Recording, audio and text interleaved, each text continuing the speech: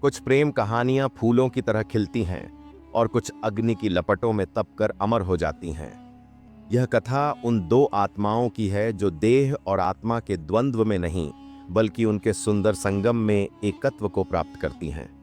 जब एक राजकुमारी सौंदर्य और बुद्धि की प्रतिमूर्ति एक तपस्वी साधु के ज्ञान और संयम से टकराती है, तो इतिहास नहीं, एक अनश्वर प्रेम की महागाथा जन्म लेती है।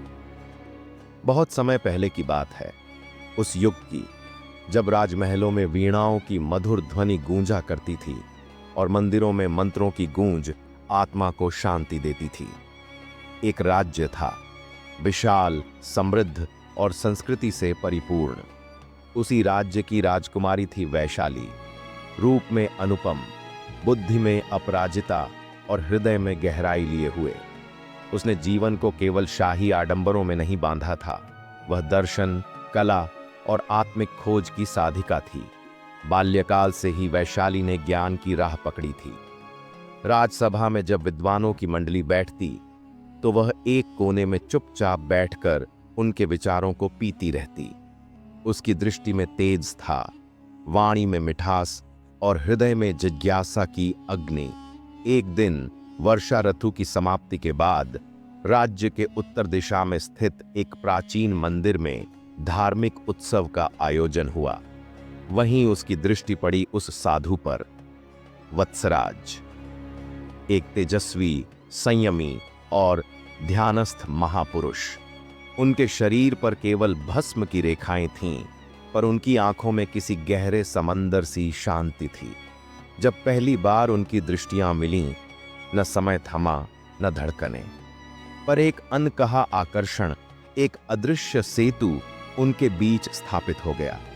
मंदिर के प्रांगण में, जहां दीपों की रेखा वायु में कंपन करती थी, वैशाली ने धीमे स्वर में साधु से पूछा, हे महात्मा, क्या आत्मा और शरीर दोनों मिलकर ही जीवन को पूर्ण बनाते हैं? वत्सराज ने गंभीर किंतु कोमल स्वर में उत्तर दिया, देवी, शरीर धरती है, आत्मा आकाश, और जीवन वह वायु है जो दोनों के बीच बहती है। जब तीनों एक हो जाते हैं, तभी पूर्णता जन्म लेती है। उस दिन के बाद वैशाली का हृदय जैसे किसी अनदेखे रस में भीग गया। अब वह न केवल एक श्रोता थी, बल्कि साधु वत्सराज की शिक्षाओं की साधिका बन चुकी थी। राजमहल और मंदिर के बीच उसका समय विभाजित हो गया। जब वह वत्सराज के समीप बैठती, तो समय जैसे ठहर जाता। वह प्रेम नहीं, साधना थी, आकर्षण नहीं, आत्मीयता थी। वत्सराज ने उसे सिखाया कि काम केवल शरीर की इच्छा नहीं, वह एक योग है, एक कला है जो आत्मा को छू ले तो उसे भी उन्नत कर दे। हर स्पर्श, हर आलिंगन यदि श्रद्धा से किया जाए तो वह पूजा बन जाता है। रतिकला केवल भूख नहीं, वह एक संगीत है, जहां देह और आत्मा एक ही राग में लीन हो जाते हैं। वत्सराज के ये वचन वैशाली के हृदय में दीपक बनकर जल उठे। चांदनी रातों में मंदिर की सीढ़ियों पर बैठकर दोनों साथ ध्यान लगाते। मौन में भी संवाद होता, और कभी-कभी मौन से गूंजता प्रेम शब्दों से अधिक मुखर हो जाता। उनके बीच कोई बंधन नहीं था, पर एक अदृश्य डोर थी जिसे न समय तोड़ सका, न समाज। एक दिन वैशाली ने मंद मुस्कान के साथ पूछा, हे साधु, क्या मेरा यह परिवर्तन तुम्हारे ज्ञान और प्रेम की देन है?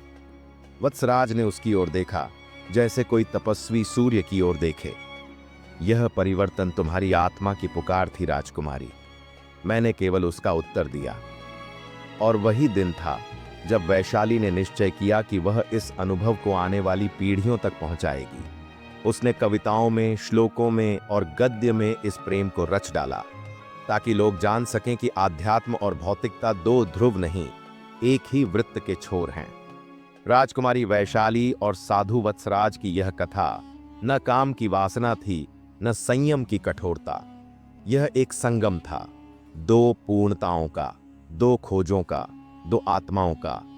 और आज भी जब मंदिरों की घंटियां गूंजती हैं, और किसी राजकुमारी की आंखों में ज्ञान की प्यास चमकती है तो कहते हैं वैशाली की आत्मा मुस्कुराती है।